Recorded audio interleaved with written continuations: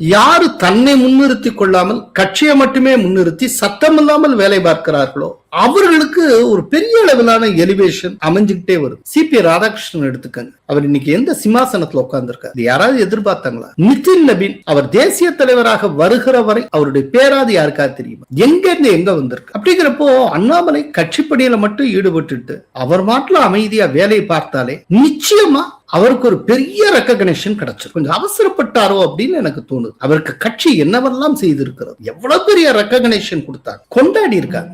Sir, என்னைக்கு இந்த தமிழ்நாடு பிஜேபிக்காக மத்திய தலைமை இவ்வளவு காசை கொட்டி செலவழிச்சாங்க? 2024 செலவழிச்சாங்க. யாருக்காக? யாரை நம்பி? அண்ணாமலை மேல வச்சிருந்த நம்பிக்கையினால தான் அவ்வளவு கோடாடு கோடி செலவழிச்சாங்க. மோடி அவர்கள் திண்டுக்கல்ல இருந்து மதுரை வரைக்கும் தன்னுடைய கார்ல தன்னுடைய சீட்டுக்கு பக்கத்திலே அவரை உட்காத்தி வச்சுட்டு அவரோட பேசிட்டு வந்தார். இவ்வளவு பெரிய கௌரவம் மோடி எந்த மாநில தலைவருக்கும் கொடுத்தது கிடையாது. அண்ணாமலைக்கு என்னதாங்க கொடுக்கல?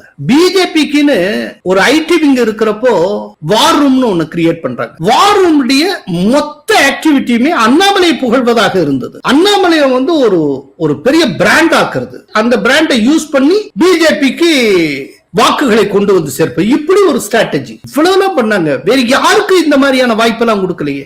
எவ்வளவு பெரிய வெற்றி திருமகன்கள் இன்னமும் உரிய வாய்ப்பு இல்லாமல் சத்தமே இல்லாம அமைதியா காத்திருக்காங்கன்னு தெரியுமா? சுனில் பன்சல் அவருடைய ஸ்ட்ராட்டஜி இன்னைக்கு வெஸ்ட் பெங்கால் பிஜேபி வசமாகி இருக்கு. இதுக்கு முன்னால் அவர் எலெக்ஷன் இன்சார்ஜ் எங்க தெரியுமா இருந்தா?